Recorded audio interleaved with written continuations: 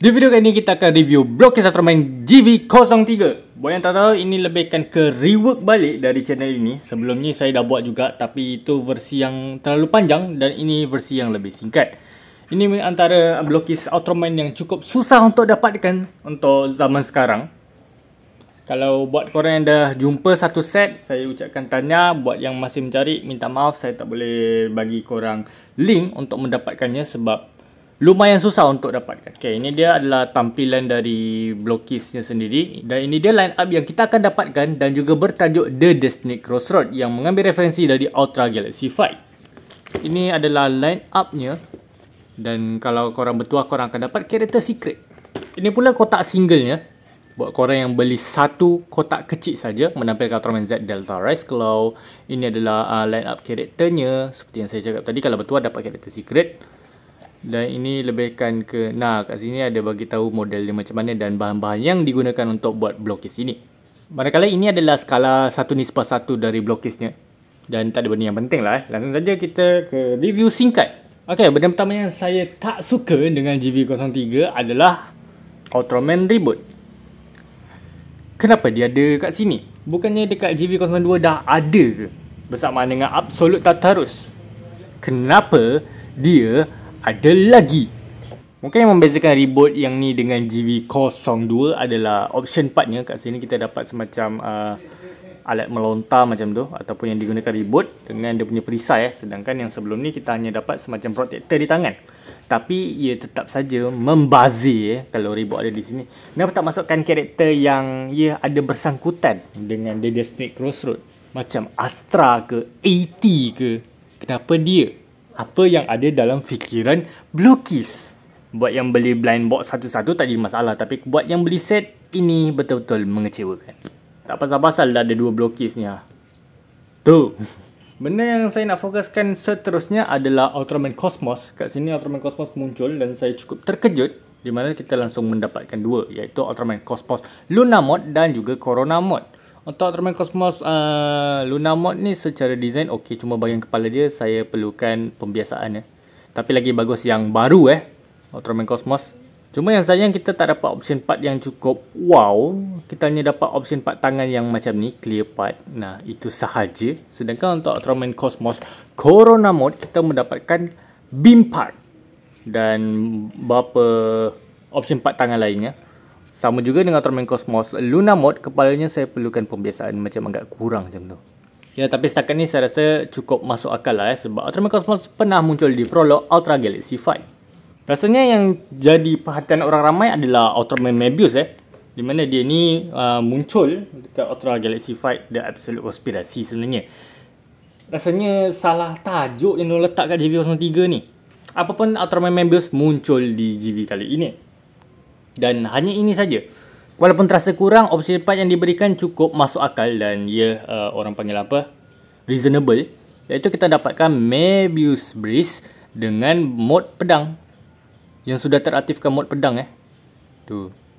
Dan bagi saya kalau tak dapat beam pun sekurang-kurangnya dapat senjata dah cukup masuk lah Ultraman Mebius ni. Kalau Mebius jadi kesukaan fans, dua Blockis ni jadi kesukaan para new generation, iaitu Ultraman Z Delta Rise Claw dan juga Ultraman Orb Origin.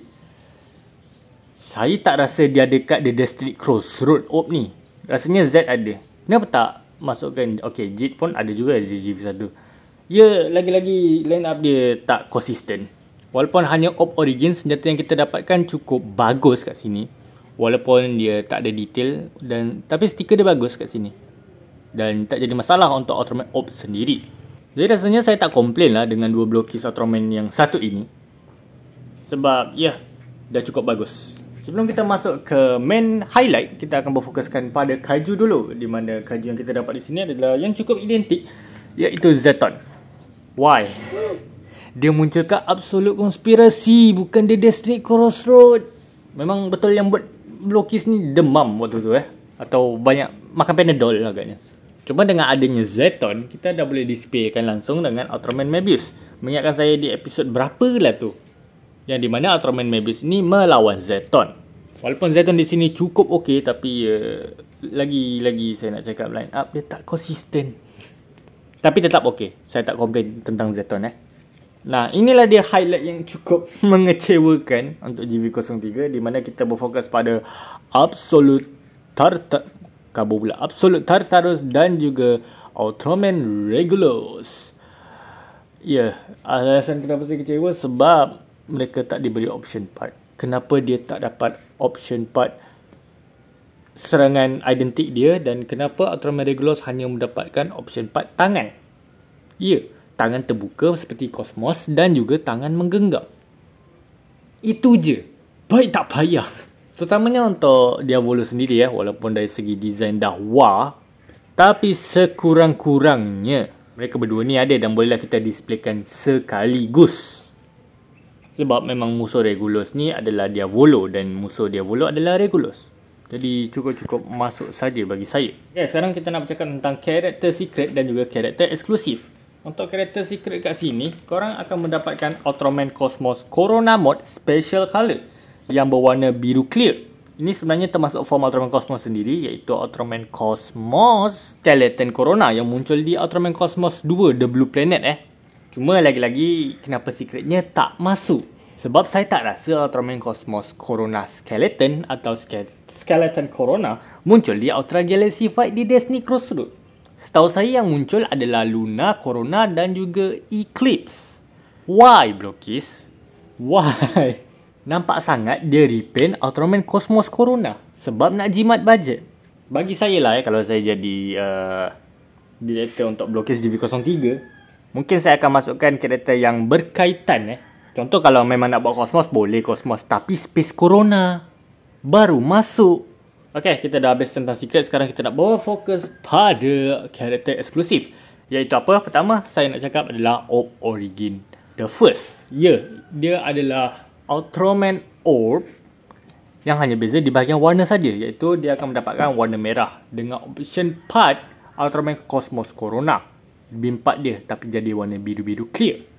Dan Blokis itu cukup rare dan tak ada siapa jual di mana-mana marketplace. Saya cuba nak beli satu set tapi terlalu mahal. Dan it is what it is. Seterusnya karakter eksklusif yang saya idam-idamkan tapi tak dapat lagi adalah Ultraman Mebius Brief. Yep, betul. Sayangnya saya beli versi global dan baru tahu benda itu adalah karakter eksklusif. Jadi tak kesampaian agaknya. Mungkin satu hari, percaya pada saya, satu hari saya akan beli karakter eksklusif tu. Okay, dan itulah dia kesemua review berkenaan Blokis Ultraman Galaxy version 03. Saya tak tahu ini singkat atau tak, tapi saya akan cuba potong sehingga sesingkat mungkin. Apa pendapat korang? Korang suka atau tak? Silakan komen di bawah. Dan adakah GV03 ni berbaloi untuk korang beli? Jawapannya tak juga. Sebab GV awal cukup buruk di bahagian option part dan juga line up. Tapi buat korang yang nak kumpul Ultraman dari awal sampai ke akhir, sebab mempunyai karakter-karakter yang cukup eksklusif bagi korang, silakan beli-beli saja. Dan untuk rating GV kali ini, bolehlah saya bagi antara ni. Agak kecewa kan? Okay, jumpa korang di video mendatang. Dadah guys.